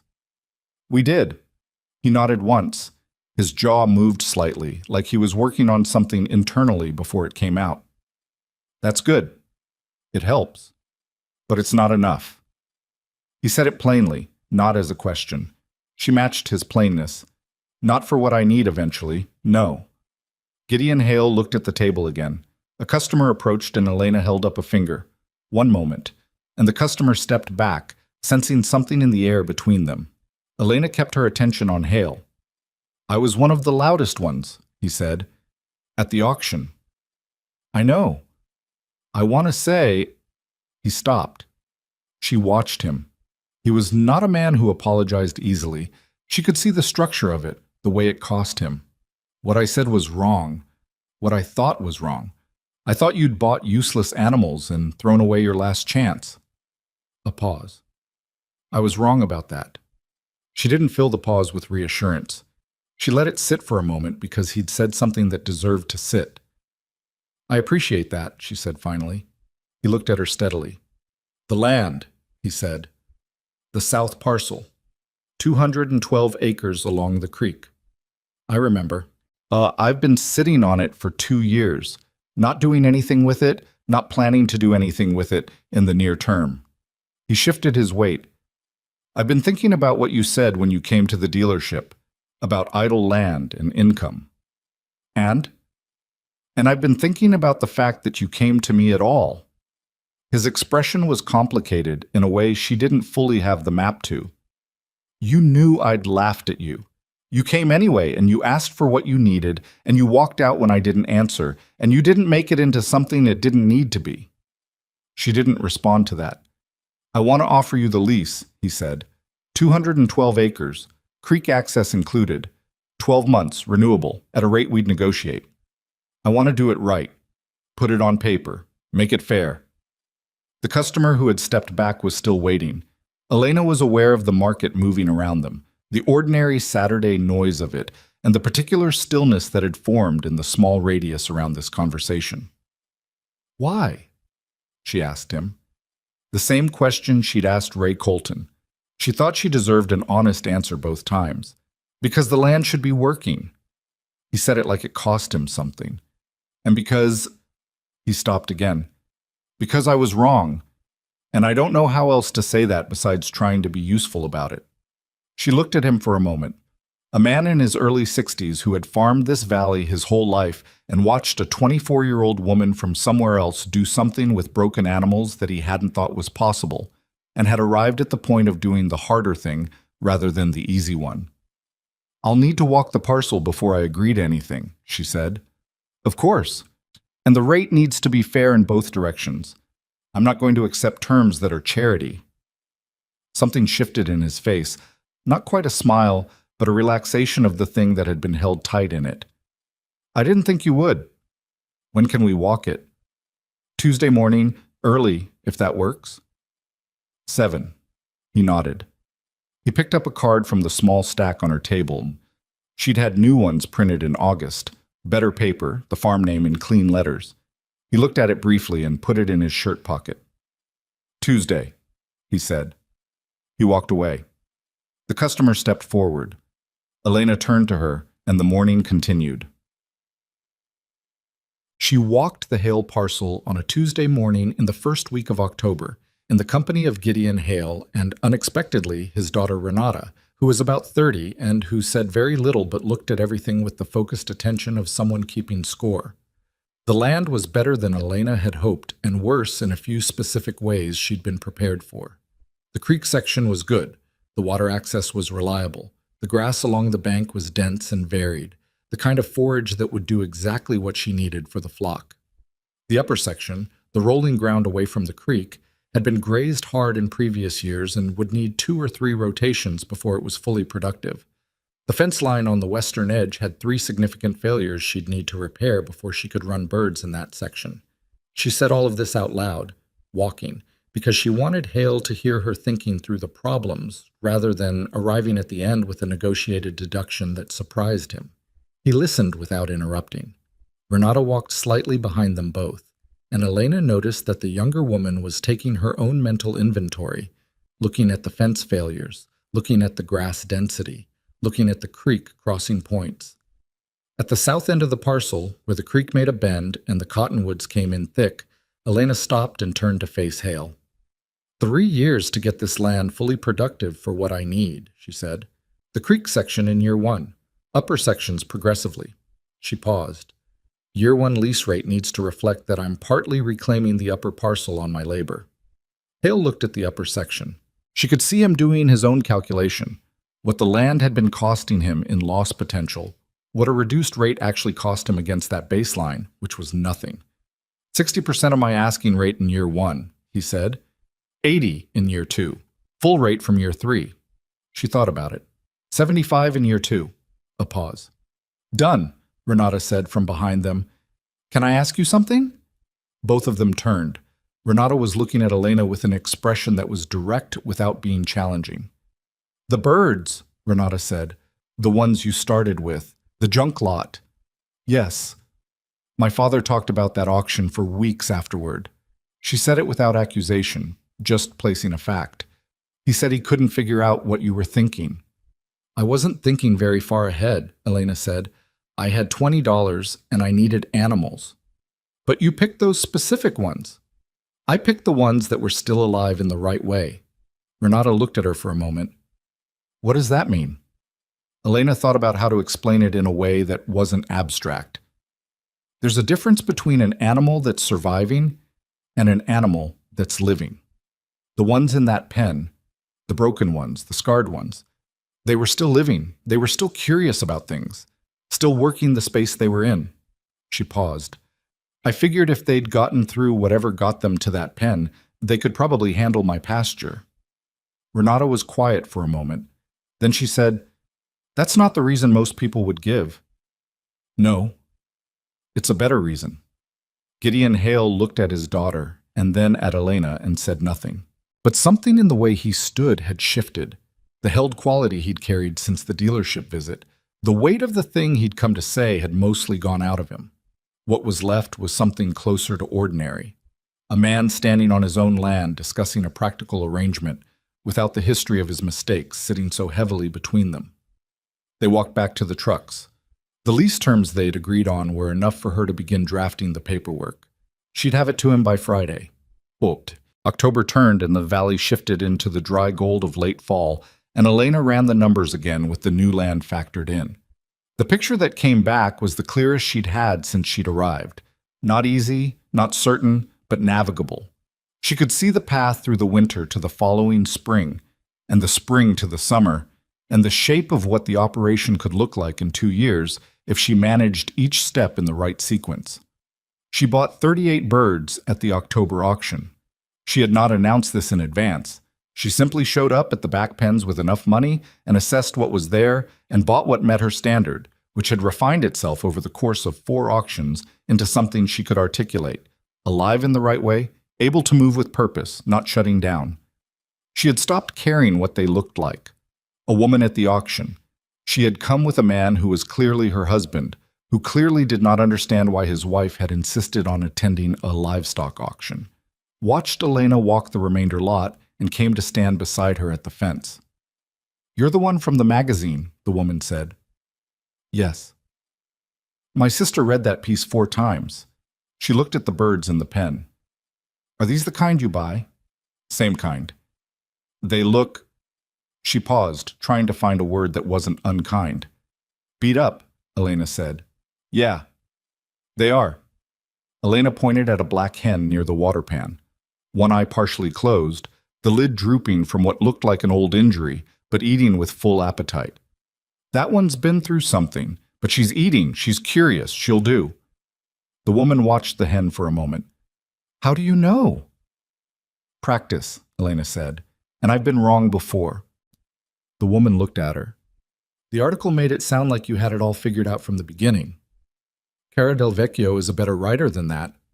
She is, the woman agreed, but it still read like you knew. Elena moved along the fence, assessing the next section of the pen. I knew what I could afford and what the land needed. Everything else I learned while I was doing it. She paused. I lost birds. I made mistakes. I repriced things wrong in both directions. The piece didn't have room for all of that. The woman was quiet. Then she said, My husband thinks we should look at a small operation. Eggs, maybe some meat birds. What do you think? I think he should do more research before we buy anything. That's right, Elena said. The woman smiled. Her husband materialized from somewhere behind them and said something about getting lunch, and she told him 5 more minutes in a tone that meant 30, and he wandered off. Elena bought her 38 birds and loaded them into the truck and drove back to the homestead under a sky that had gone that particular shade of October blue that felt like something ending and something beginning at the same time. She was not sentimental about it. She just noticed it, the way she'd learned to notice things on this land, without needing it to mean more than it was. The paperwork for both the Colton arrangement and the Hale lease was finalized in the second week of October.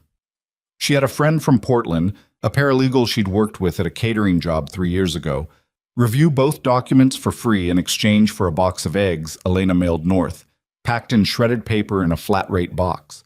Her friend called after she'd reviewed them and said both agreements were fair and straightforward and that she should sign them. She signed them.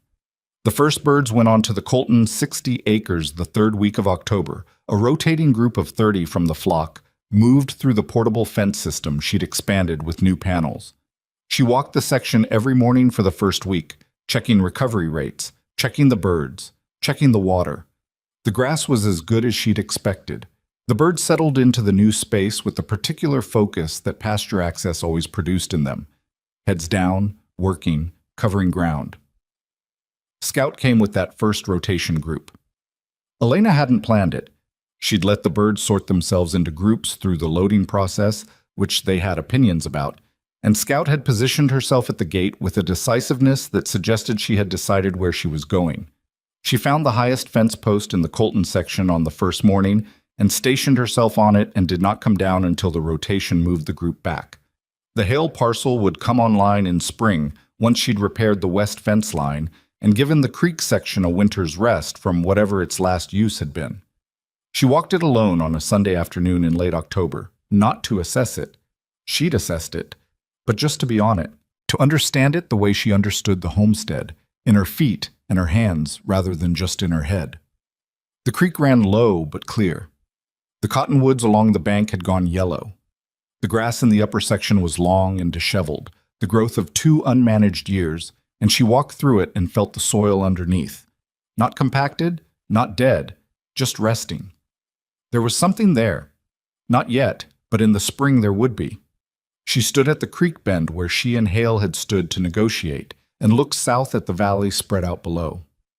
From this elevation, she could see the homestead in the distance, the barn, the house, the run fence in the east pasture. She could not see the birds from here, but she knew they were there, working the morning rotation, doing what they did. She thought about the card she'd put on Gideon Hale's counter in August, the plain statement, "Think about it."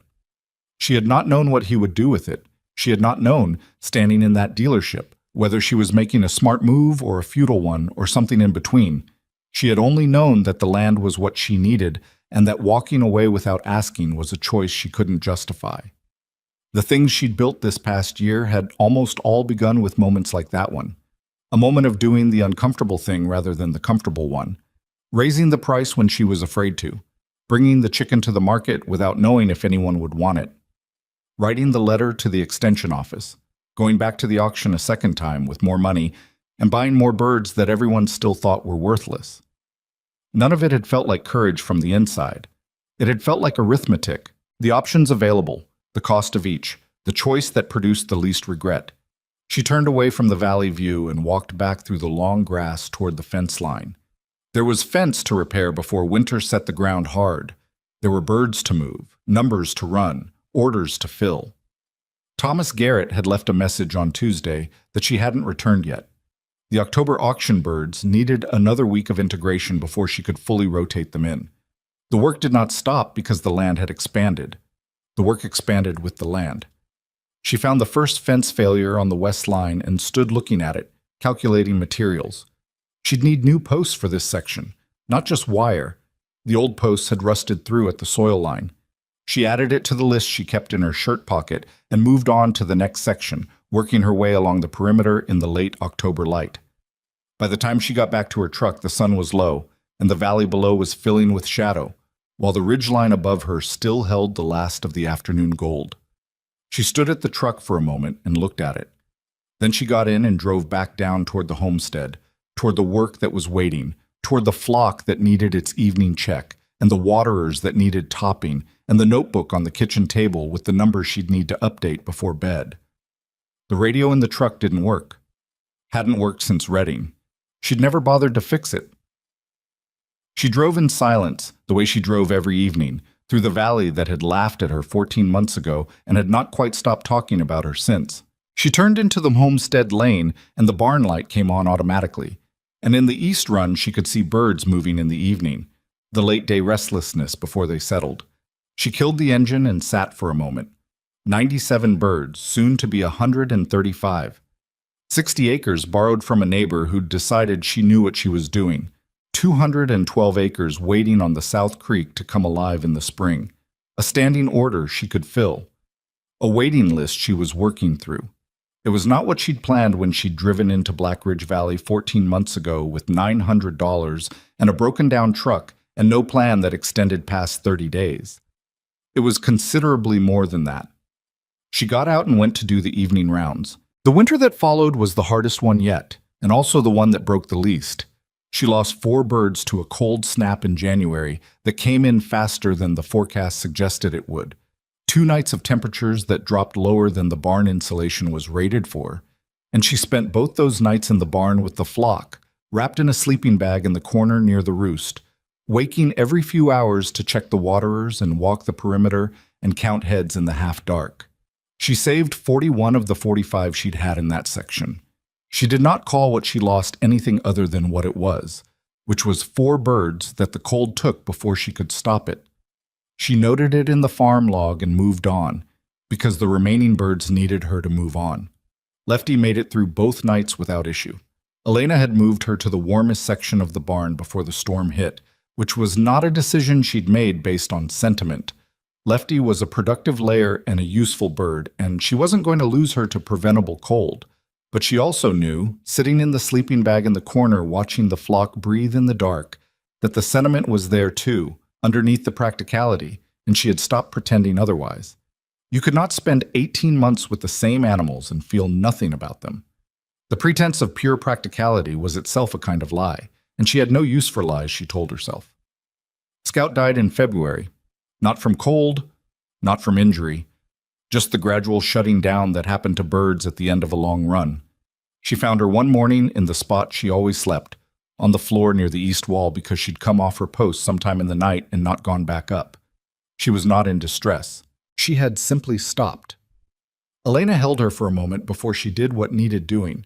She was aware that this was probably excessive, holding a dead bird before disposing of it, and she did it anyway. Scout had been the one-eyed barred rock who had navigated from the first day at the fairgrounds with a confidence that made no allowance for her missing vision. She had worked every new section of pasture before the others entered it.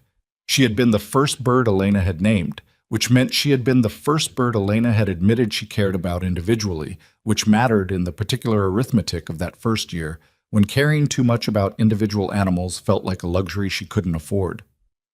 She buried Scout near the eastern fence line, which was not a rational thing to do with a bird, and she did not tell anyone about it, and she moved on. The Hale parcel came alive in April. She had spent March repairing the west fence line, post by post, working sections in the late afternoon after the morning chores were done. It was slow and physical, and she did most of it alone, though Gideon Hale's daughter Renata showed up on 2 Saturdays without being asked, and worked the fence alongside her without much conversation, which Elena found she preferred to the alternative. "You don't have to do this," Elena said. The first Saturday, Renata appeared with work gloves and a post driver. "I know," Renata said. She drove a post and didn't elaborate. They worked until the light went. Renata drove away without ceremony and came back the following Saturday, and they finished the west line. The total silence between them over those 2 days was not uncomfortable. It was the silence of people who have agreed, without saying so, that the work is enough. The first birds went on to the Hale Parcel Creek section on the second Saturday of April, a rotating group of 40 from the main flock. Elena stood at the gate and watched them move into the new space.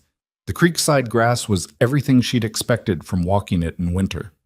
Dense, varied, with the particular richness that comes from soil that has had water moving through it for decades. The birds hit it with an appetite that was almost forceful, heads down, covering ground in a spreading pattern she recognized as the flock's most focused foraging mode. She watched them for a long time. The morning was cool and clear, and the cottonwoods along the creek were in their first pale green of the year, the kind of color that only lasts about a week before it deepens, and you forget how tentative it was at the start. Thomas Garrett called that evening.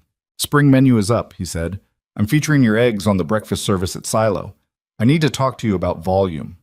"How much?" 12 dozen a week minimum. 15 if you can do it. She did the math. 15 is possible by June, not before. June works. A pause. "I also want to talk about the chicken. I want to add a dish, not fried, something different. My chef has been developing a recipe around your bird specifically, braised, slow cooked. She says the meat is different enough that it needs to be prepared differently." She's right. "Can we do a tasting? Her, you, me? Come to the restaurant." She had not been to the county seat since the spring fair market the previous year. "When?" "Whenever you can get away for an afternoon." She looked at the farm log on the kitchen table.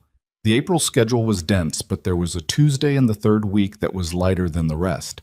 She said Tuesday the 22nd, and Thomas Garrett said that worked, and that he'd have his chef reach out. She hung up and wrote it in the farm log, and went back to calculating the volume projections she'd need to meet Garrett's request. It required moving the rotation schedule forward, increasing the hail parcel utilization faster than she'd planned. She ran it through twice, and both times the numbers worked, barely, if the grass recovery rates held through May. They held. Barely. Ishit. The tasting at Silo happened on a Tuesday afternoon that smelled like rain coming. The restaurant was quieter at 3 in the afternoon than she'd expected. She'd always come to places like this for meals, not in the gap between services, and the gap hour version was all exposed prep and a different kind of focus. Thomas Garrett met her at the door and walked her back to the kitchen, where his chef, a woman named Dara Marsh, was plating what she'd been working on. Dara Marsh was about 45, compact and efficient in the way of people who have worked commercial kitchens for decades. She shook Elena's hand without preamble and put a plate in front of her without explanation and stepped back. The chicken was braised in something that Elena couldn't fully identify. There were herbs, there was acid, there was fat, and it had been cooked until the meat released from the bone with the pressure of a fork. She ate it slowly. "Well?" Dara said. "It's good," Elena said. "The braising liquid is pulling something out of the meat I didn't know was there." Dara looked at her with the expression of a professional being accurately assessed by someone she hadn't expected to assess accurately. "The fat renders differently than commercial birds. Higher flavor concentration in the drippings. It took me 3 tries to get the liquid balance right." "What's the acid?" "Verjuice, local." Elena ate another bite. Thomas Garrett was watching both of them with the expression of a man who has arranged an introduction he thinks will go well and is relieved that it's going well. "I can supply you with 8 birds a week," Elena said. "Dressed, delivered Tuesdays." 10, Dara said. 9. I'll commit to 9. Dara looked at Garrett. Garrett said nothing. Dara looked back at Elena. 9, she said. "Starting when?" 3 weeks. "Fine." They shook hands. It was not a warm handshake, but it was a real one. The grip of 2 people who have agreed on something without softening the terms to make each other comfortable. Elena respected it. On the drive home, she stopped at the gas station at the edge of town and bought a coffee from the machine inside, which was not good coffee but was hot, and she sat in the truck in the parking lot and drank it and thought about the 1.5 years she'd been in Black Ridge Valley and what it had produced, not in numbers but in the substance of it. The thing she had come with, which was nothing, essentially $900 and a truck and a property that needed everything, and the thing she had now. She was not going to call it a success. She had never trusted that word applied to ongoing things. The farm was working.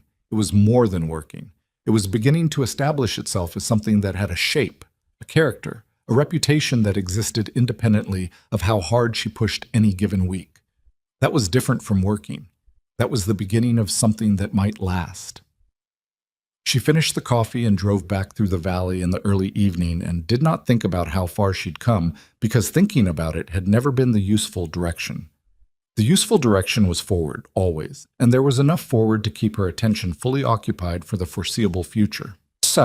Frank Teague came to the market in June, She saw him before he reached her table, and she did not change what she was doing, which was making change for a woman who had bought 2 dozen eggs and a jar of the rendered chicken fat Elena had started selling in small quantities because 3 customers had asked where they could get it. She finished the transaction and turned to the next person, and that person was Frank Teague. He looked older than she remembered. Something in his face had settled since their last exchange.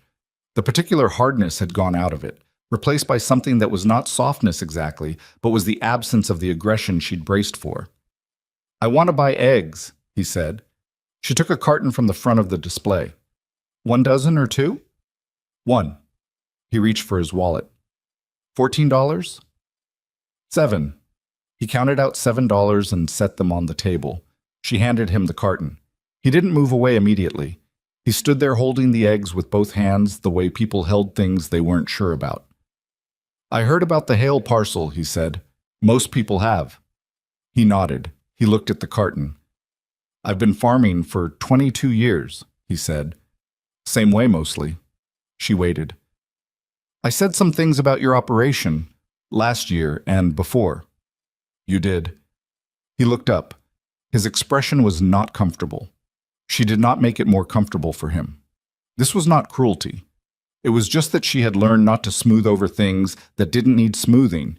He'd said what he'd said, and he was here now, and that was the full account.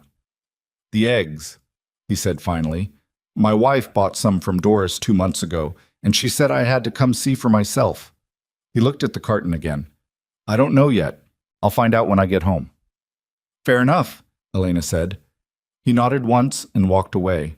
She watched him go, a big man moving carefully, the eggs held in both hands. And she did not feel triumph about it, which surprised her a little. She had expected to feel something sharper. What she felt instead was closer to a tired kind of relief, the kind you feel when something that has been held in tension for a long time finally releases. Beverly Marsh materialized at her elbow. Beverly had a habit of appearing at moments that suggested she'd been watching. "Was that Frank Teague buying eggs?" Beverly said.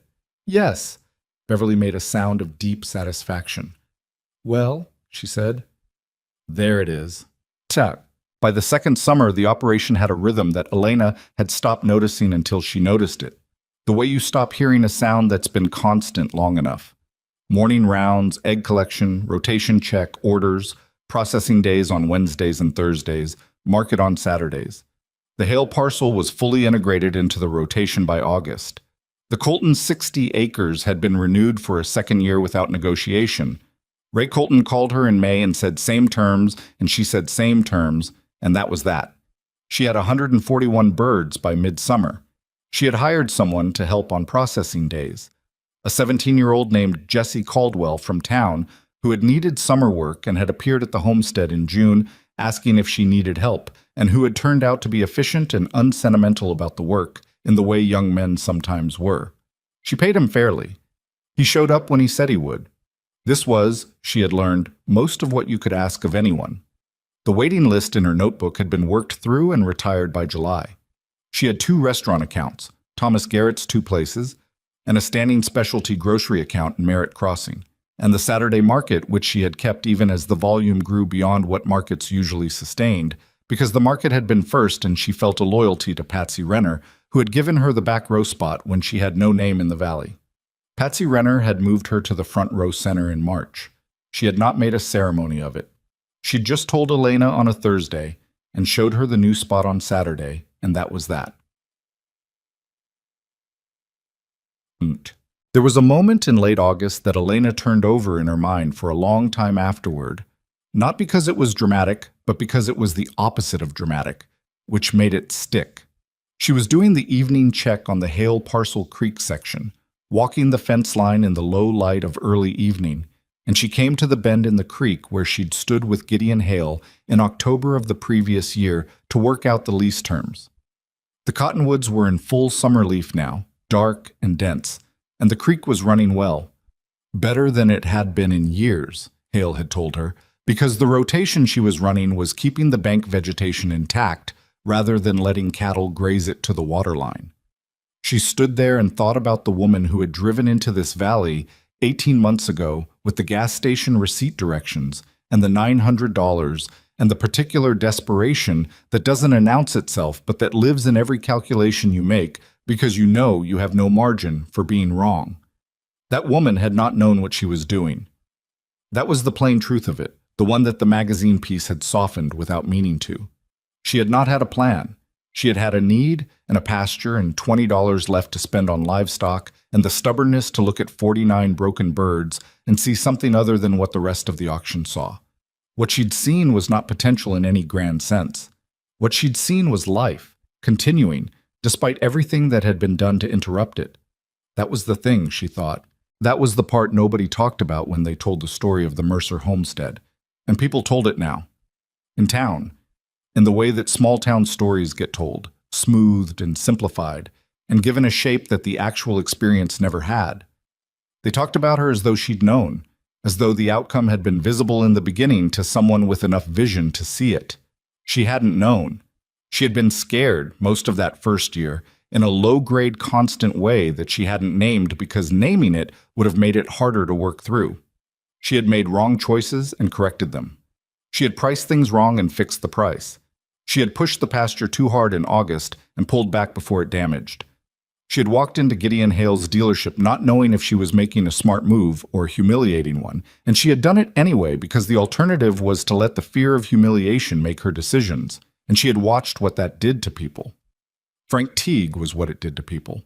22 years of farming the same way, getting defensive of it, needing the people who farmed differently to be wrong, because if they weren't wrong, then the sameness was a choice rather than a necessity, and choices implied you could have chosen otherwise. She did not feel superior to Frank Teague about this. She understood it. There were fears she'd let make her decisions too, in the years before she came here. The catering job in Portland she'd stayed in 2 years past the point where she knew it was over, because leaving meant admitting she'd made a bad choice going in. The apartment she'd paid too much for because she didn't want to seem like the kind of person who couldn't afford it. The particular exhaustion of performing a version of yourself that doesn't fit, and calling that performance stability.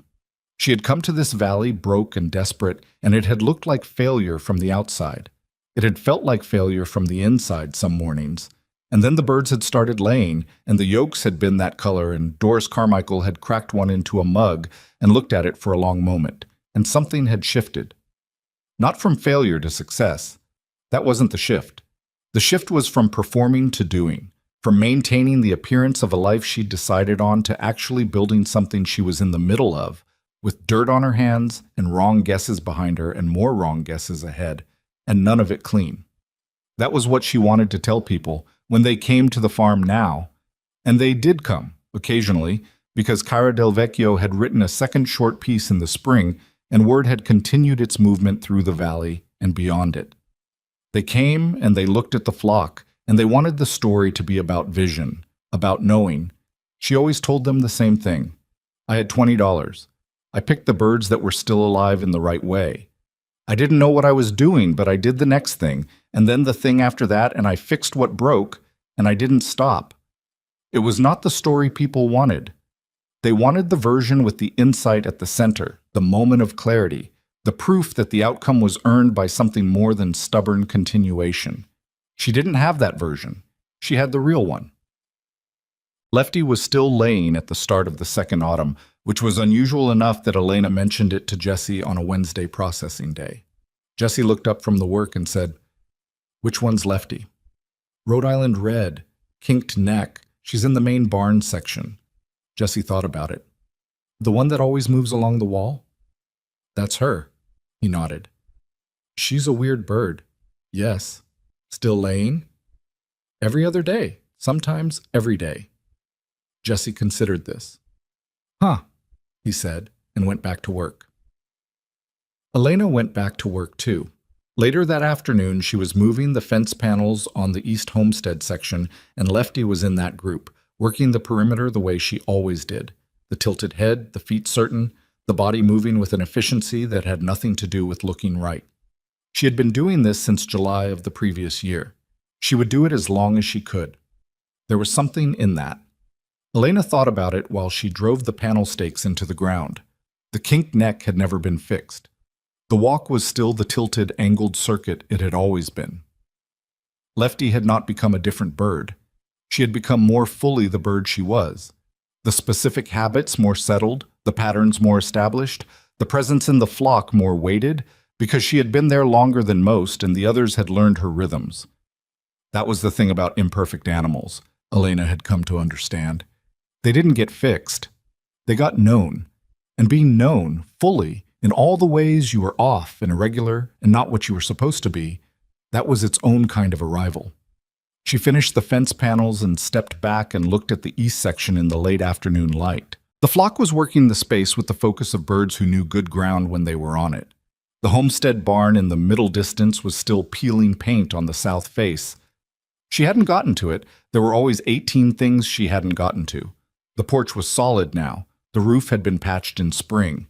The kitchen garden produced enough through summer that she'd started putting things up in jars. Same jars she'd found in the root cellar when she arrived, cleaned and used again. She stood there in the September light and felt the particular weight of a life that was hers, fully, in a way that previous lives had not quite been. Not lighter than those lives. Heavier, actually. But a weight she'd chosen and kept choosing, which made it different. The flock settled into the far end of the section. The light dropped behind the west ridge. She gathered the tools and walked back to the barn to start the evening rounds, past the eastern fence line where Scout was buried, past the barn door where the first night she'd slept on the kitchen floor seemed both very close and very far away. Inside, the barn smelled like animals and hay, and the particular warm smell of things living close together through winter and summer and winter again. She checked the waterers. She counted the birds in the roost section. Habit, 25 months of habit now. She found Lefty at her spot on the end of the roost nearest the wall, the kinked neck tucked under a wing. Still here, still going. She turned off the barn light and walked back to the house in the dark, the creak sound in the low corner and the screech owl working somewhere to the east, the same owl or the child of the same owl or some other owl entirely. She had no way of knowing, and it didn't matter. The valley made its sounds, and she walked through them and went inside. She did not write in the farm log that evening. She made a simple meal and ate it at the kitchen table and looked at the wall and thought about nothing in particular, which was a thing she had not been able to do for a long time and which she could do now, and which turned out to be its own form of having arrived somewhere. The drawer with the numbers sheet and the extension office letter was still in the kitchen, same drawer. She'd added things to it over the months. The lease agreements, the first receipt from Thomas Garrett's standing order, the card Cara Del Vecchio had left on her second visit. She did not look at these things often, but they were there, the paper record of a year and a half of doing the next thing and the thing after that. Outside, in the barn, 141 birds settled into the dark. Not one of them was what you'd call perfect. Every one of them was exactly what she needed.